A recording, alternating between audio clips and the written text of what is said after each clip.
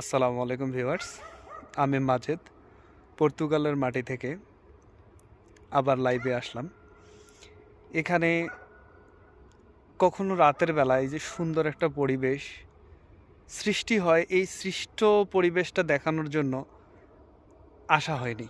আর আজকে যখন আমি প্রথমবারের মতো এই রাত্রেবেলা এই জ্যোৎস্না স্রোত রাত দেখাবো বলে রাত্রেবেলা আসলাম। তো আমার সাথে সোহাগ ভাইও আছেন, তো আমরা একটু তার সাথে পরিচয় হব, তার সাথে এই রাত্রিবেলা যে রাস্তায় হাঁটার যে আনন্দ এই ব্যাপারটা শেয়ার করব। দেখি আমাদের ভাই আমাদেরকে কি বলে। ভাই আসসালামু আলাইকুম। ওয়ালাইকুম আসসালাম। মাজেদ ভাই কেমন আছেন? আলহামদুলিল্লাহ। ভাই আপনি যে পর্তুগালে আসলেন, পর্তুগালে আসার পর এই যে রাত্রিবেলায় রাস্তায় হাঁটার মধ্যে যে আনন্দ এবং ভয় ভীতি ছাড়া কোনো ধরনের চিন্তাই নাই, রাহাজানি নাই, নিশ্চিন্ত স্বাধীন মনে যে হাঁটতে পারতেছেন, এর অনুভূতিটা আপনার কি একটু যদি বলেন আমরা খুশি হইতাম।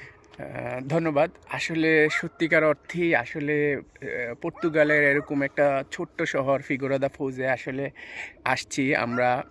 একটা গ্রামের পরিবেশ মনে হচ্ছে, যেন ছোটবেলায় আমরা নানার বাড়ি দাদার বাড়িতে বেড়াতে যেতাম, এরকম গ্রামে যেমন কুকুর ডাকছে ওখানেই।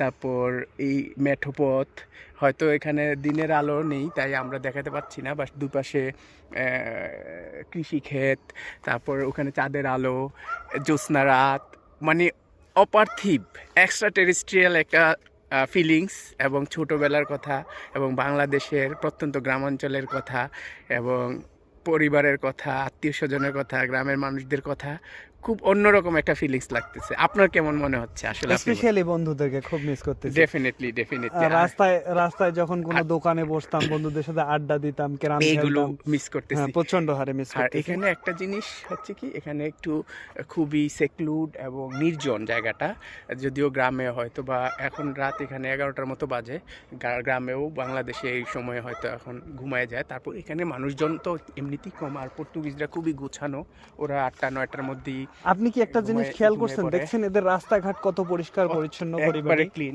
আমাদের গ্রামের রাস্তাগুলো হয়তো মেঠো পথ, কিন্তু এখানের রাস্তাটা আপনি একটু দেখান, এরা হচ্ছে গ্রামের মধ্যেও কি সুন্দর পিচ ঢালা পথ। ওইভাবে দেখানো যাবে না রাত্রেবেলা, এটা তবে আপনারা আসমানটা দেখতে পারেন, দেখেন কত সুন্দর, এই যে চাঁদ আমাদের মাথার উপরেই চাঁদটা, খুবই সুন্দর লাগতেছে, অসাধারণ।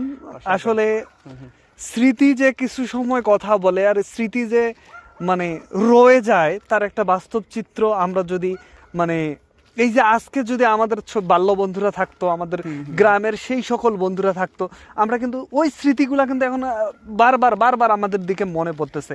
আসলে স্মৃতি কিন্তু কখনো হারায় না ভাই।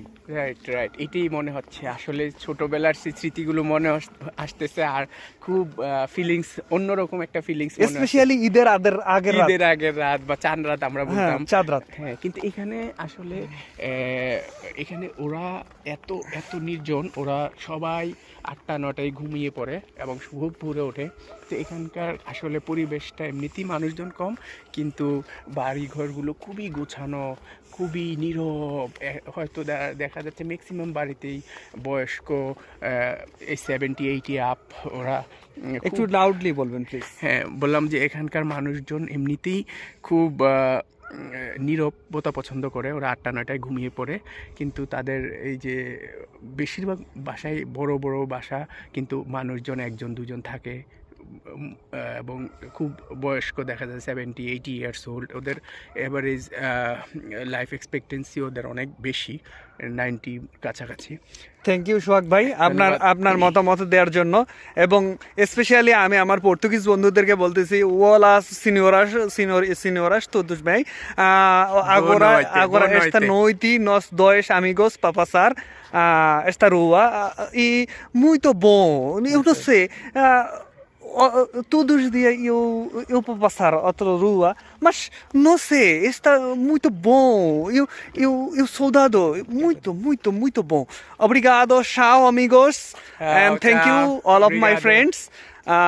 Pray for us. সবাই আমাদের জন্য দোয়া করবেন। আল্লাহ হাফেজ, আসসালামু আলাইকুম।